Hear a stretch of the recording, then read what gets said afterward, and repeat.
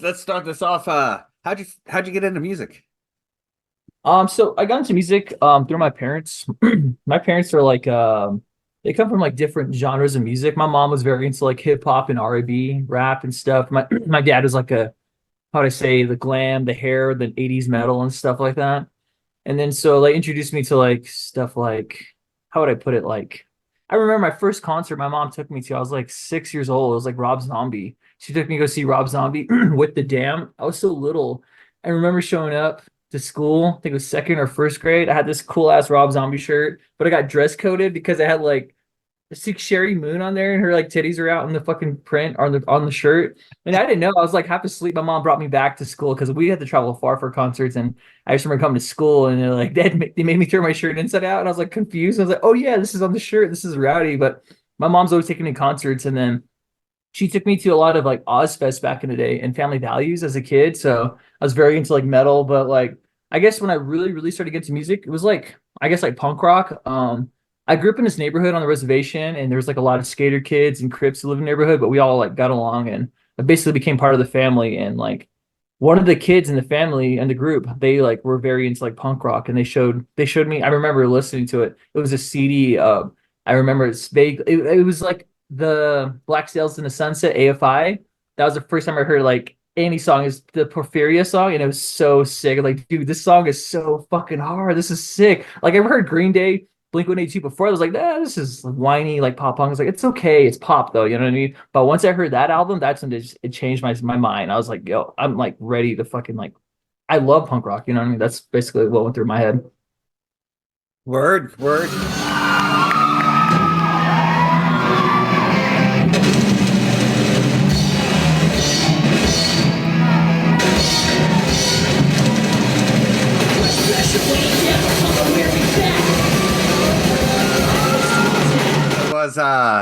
Was Low Cash Ninjas your first project?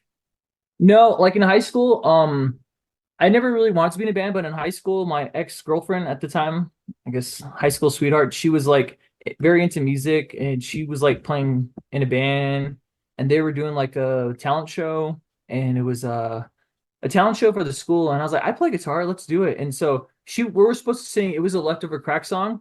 And if you look it up, it's on YouTube. It's the band's called Obama Loves Mutton, and we covered the most underrated Leftover Crack song, BS and Dios.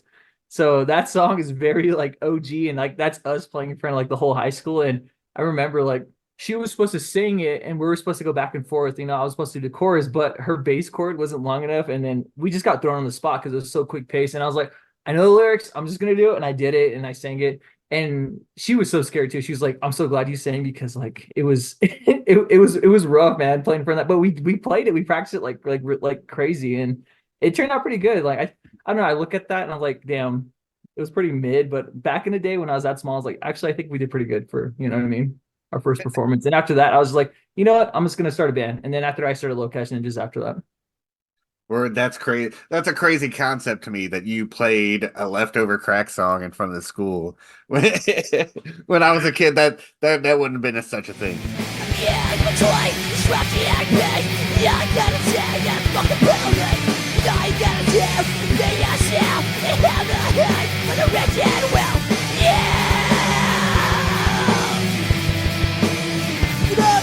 How did Low Cash Ninjas first come about?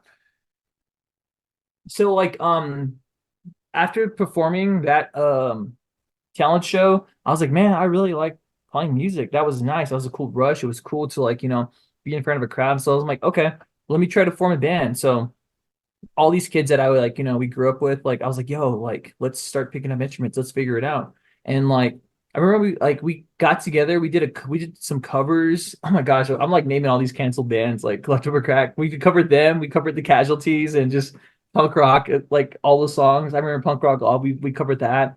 And we covered a bunch of songs. And like the thing is, like the reservation at the time was very metal dominant. Like everyone was like in a metal band, like is like the breakdowns. And I was kind of into that, but not too much. And everyone had the emo thing going. So that was very big, but punk rock was just like everyone's like, oh, it's a punk rock band. But we used to throw like house shows, and that's what brought everyone together. And people were like, and I think we started to kind of get good, and people were like, hey, this band's actually kind of good. And then I didn't know there was other punk rock shows happening on other parts of the West because I was doing this in Shiprock.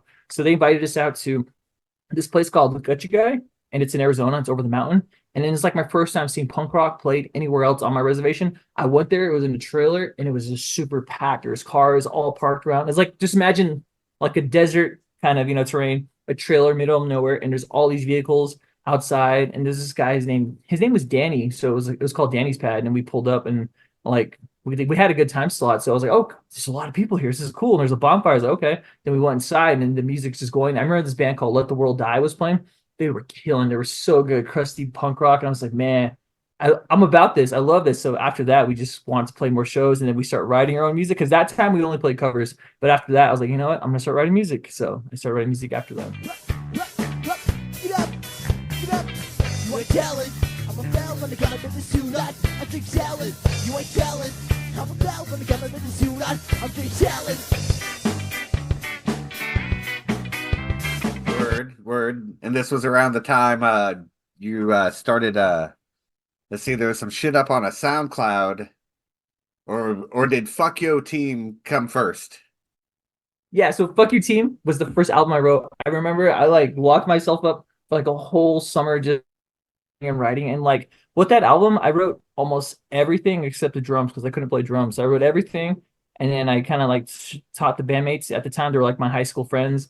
And it was my friend Martin, my friend Keanu, my friend Jacob, and then me. So there was the four of us, and we were like the original ninjas. And like the place we would practice and play a lot was Keanu's house, and we called it the dojo. And that's also where we did the house shows. So it was like the dojo, the house, you know what I mean? So I had this whole concept of just like, we're ninjas, like being young, you have these imaginations. So like I was writing this music, and then like I guess the name for the album Fuck Your Team came from like my friend Stanish, and we would battle rap all the time just for the hell of it. And then I remember one of our choruses or something along the lines like "fuck your team" was just like that was like our saying like "yo fuck your team" like when we like were kids, when we were skating because we skated a lot. So that's I was like it's an homage to like my childhood. I'll name it that. So that's where the name came from. You could have it all, but still be missing the point. If you search beyond the borders to discover your voice, get out your own head. There's another place to exist.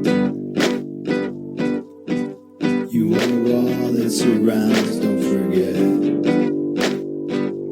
And then up on your SoundCloud, way back in the day, you had a drunken stupid henchman cover. Yeah. Was that the same one that appeared on Stay Home, or Yeah, totally. Well, because we love the Stupid Henchman. I remember like being a kid, and I don't know if you remember LimeWire. Do you remember LimeWire? You give your computer like, yeah, yeah. you give your computer like a virus, getting stuff from that. Yeah, But so I LimeWire, remember, Bear Share, Audio yeah. Galaxy, like there's a bunch. They're still happening. It's Hmm. well, it's crazy that pirating music is still a thing Hmm. up online, considering that everything's streaming now. But whatever, you ain't got reception everywhere.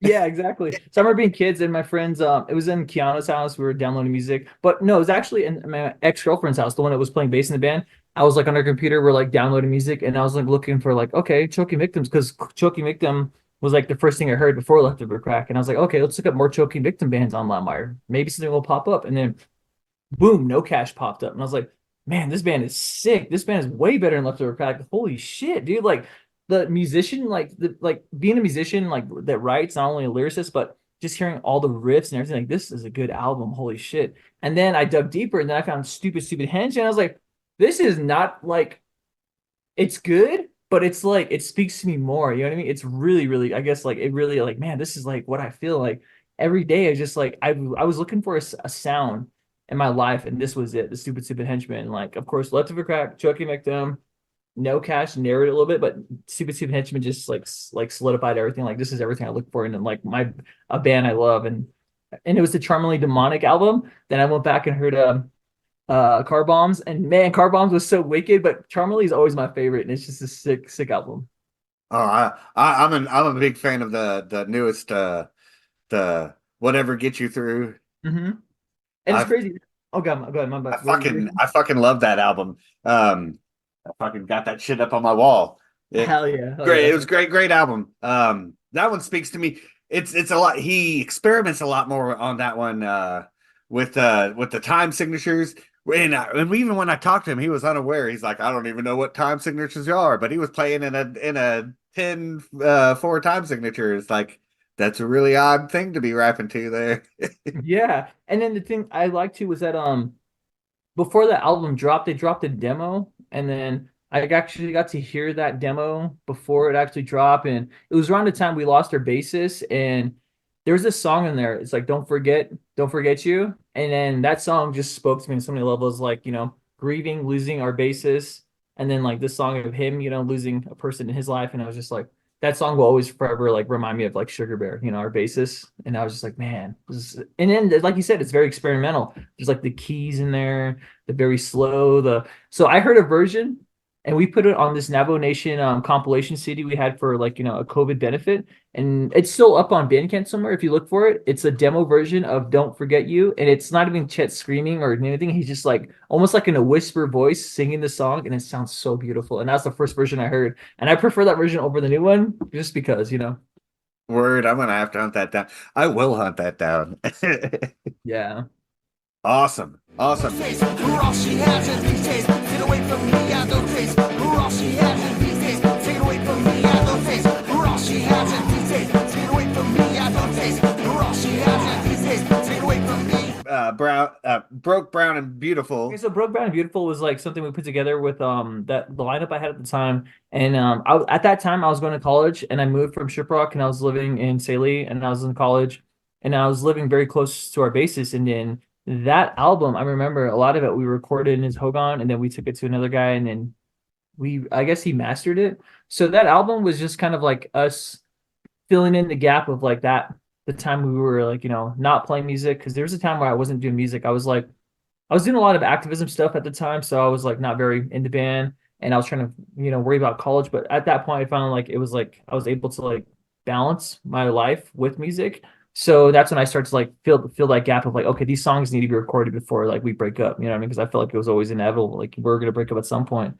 So that album was like, well, one of our lineups. It was me, it was Sugar Bear, it was Jacob, and then it was Cody. And then Cody Jackson really helped me. And like that album is not all me. Like I did a lot of the lyrics, I did a lot of the song structures, but like Cody did it like amazing with the leads, man. He just took it to another level. Like he's a very talented guitarist. I was actually hoping he was going to make it today for the interview. He was supposed to come today. We got some recordings we're going to do tomorrow, hopefully, or this week. But yeah, so he helped me out a lot. And Darren just replied, or I guess he like really, how would I say? He like provided a place for us to like, jam and hang out. But also his bass lines and his growls, like they're so sick. So it just starts to solidify. And we had our original drummer at the time too, like when we were in high school. So he was drumming at the time. So that's a very like, a good album, because it's just like, low cash, I guess, when we were starting to find our sound a little bit more, you know what I mean? Word. Because it wasn't just all me at that time.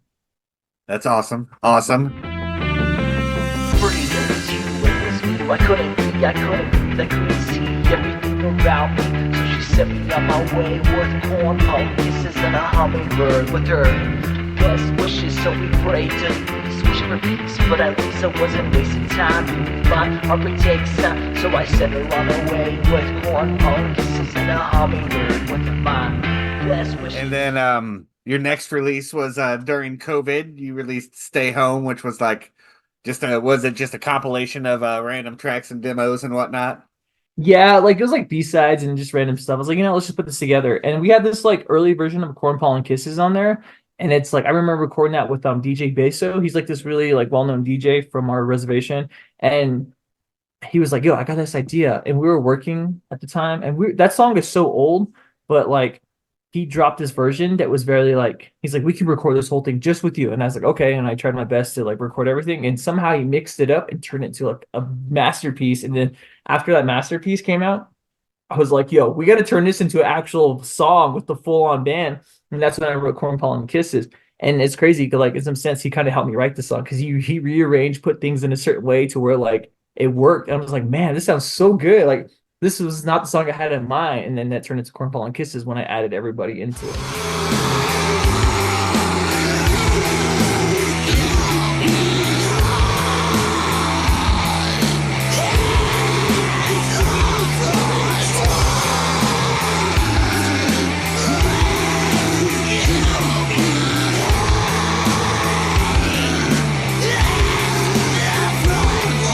And then you shot a video for Corn Pollen Kisses. Was that your Mhm. first video shoot? Yeah, it was our first video shoot. It was our first time working with a professional punk with a camera, Brandon.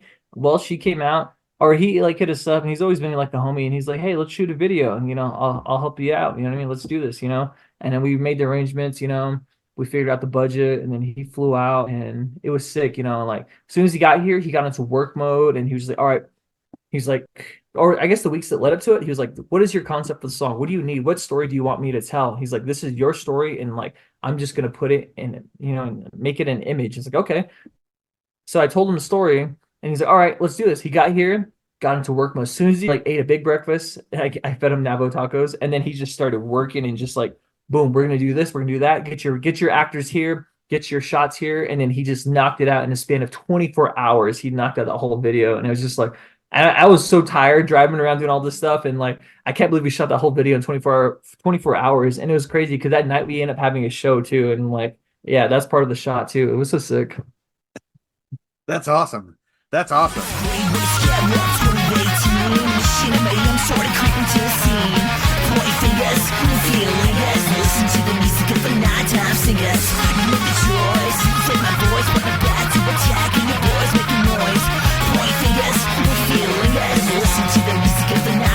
Just released in November, Low Cash Ninjutsu 3 song EP. That was Yeah. that's great. That was a fucking great EP. And you shot another music video for the first song on the release, wasn't it? Yeah, Skiffle Trader. Yeah. Yeah, so Lokesh Jitsu was kind of like our nerding out album because we're all like very into anime. We love Naruto. And my friends always told me like he was like, you gotta run this like image of Naruto. You gotta, it's like you're ninjas, you love Naruto, you gotta make it work. And I was like, I don't know, it's kind of nerdy. But as I got older and like I realized like, you know what, we're getting old, we gotta express our nerdiness and just, the fandom. So we end up like incorporating a lot of like I guess like the anime and it's referenced here and there in the song, but it's just like, we love anime. So I was like, let's just drop this EP.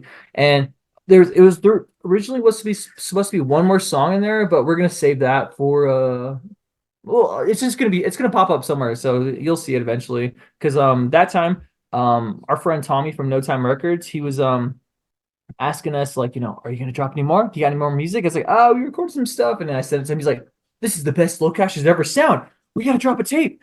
I was like, let's do a deal. I'm like, all right, let's do it. And then we worked out, the tape deal, and that sold out instantly. I remember we dropped it on Thanksgiving Day, and then it just, because I hate Thanksgiving, so we dropped it, and it just sold out within hours. I'm like, we really sold out? He's like, yeah. So we got another drop coming in, so it should come in the next. We're not going to do it online. We're just going to do that shows only for the next pressing of the tape. But it's, I don't know. It's a very good album because like that is like a very like I guess us maturing, finding your sound. Not only that, but also like working together and just like wanting to be better musicians. Because like we've always focused on like being good good performers, but now it's like now we're focusing on being better like I guess musicians in the studio. So that's what we're doing. Like we're right now we're taking like a 2 month I guess hiatus just from playing shows because man, our shows are crazy. Like kids love to come and hang out and like I feel like nowadays everything is like you got to get streams, you got to get views, you got to get like follows, and that's what pushes the band. So I'm not good with like social media presence when it comes to that. But here you are doing an interview with me, so I know, right? This is the first one I've done in a long time, and yeah, so I'm lining them up. So I'm like, all right, let's start building up. You know what I mean?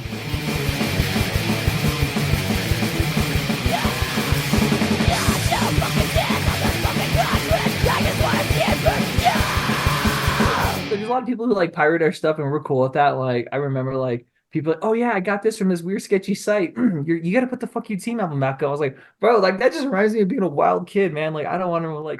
I've been trying to pirate the Fuck Yo Team, and I can't seem to.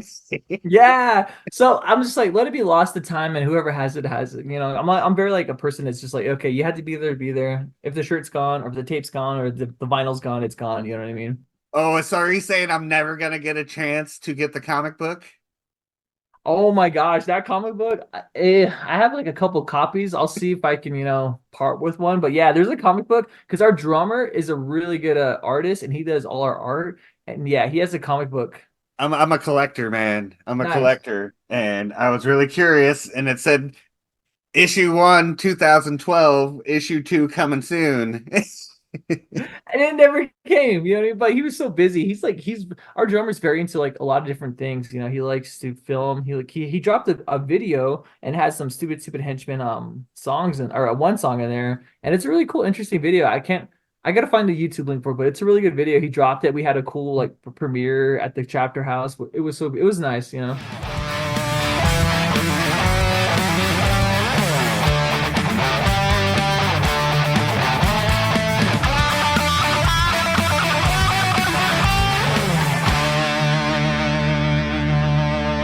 Is there anything I'm missing in this interview? It seems like did we cover everything or like is there a Yeah, like, I feel like Locash is very just like short-lived, you know what I mean? We like had these big gaps where we didn't do a lot of like I guess a lot of like releases. Um yeah, so it was Fuck Your Team, it was Corn Pollen Kisses, Brown and Beautiful, and then Locash Ninjutsu. And then we got like a new one coming out. I'm not gonna say the name of the album, but we're working on that, and it's just like a bunch of like old personal songs, but also like I'm very like I don't know, I'm experimenting with just like different like genres a little bit because it's like ska's cool, but like I'm very into different things, and like one of the things is like I'm kind of exploring is a little bit of hip hop. So I'm just like, all right, I'm gonna put like a little interlude of hip hop in there just to kind of see if I got it because I'm very big on lyricism. I appreciate good lyrics, you know what I mean? yeah, yeah. Uh so is it gonna be an EP, a full album? What can we expect? Full album for sure. We're gonna drop that. Hopefully get it out. We're just looking at summer, but like I want to write and like record so much that we have a B side and stuff like you put out later. You know what I mean? And we are working on a cover. You know how like people do like a cover album where like they cover all their favorite bands. Yeah, So, yeah. yeah, that's gonna be dropping hopefully soon. So that. And then we're gonna line up not a tour, but just like a couple of shows. We got a couple festivals we're playing in the summer, and a couple like I guess shows here and there, like around the Southwest. But we're really trying to make our way to the East Coast, but it's so hard because we got a whole nother lineup that's very different. Of course, we still got coding. It's funny because I'm actually a teacher, and one of my students became very invested in the scene, and then he eventually joined the band. So it's so crazy. Like, yeah, so he plays my parts now. And now I just sing, and like I always felt like guitar was cool. I love to play it, but I realized being a singer is so much work because it's like I'm sweating, I'm tired, I'm burnt out, I'm winded. I'm like, I never felt like this playing the guitar, you know what I mean? So he covers my guitar duties, and then we have a new bassist named Ethan. He's so sick, dude. Like he plays in this band called Orokosaki, he plays in Cosmic, he plays in so many different bands. So he's covering bass, and then our drummer currently now he's in Tuba City, and right now he just had a kid, so like, right now he's like, yo, I'm gonna take a year or two off. So we have a fill-in drummer from this other hardcore band called Heart Museum, so he's filling in for us. So it's like a five-piece band, and like it's really hard to kind of get us to go play different shows, you know what I mean? But so far we've been doing pretty good though. Well, if you ever come through, you can stop here in Missouri.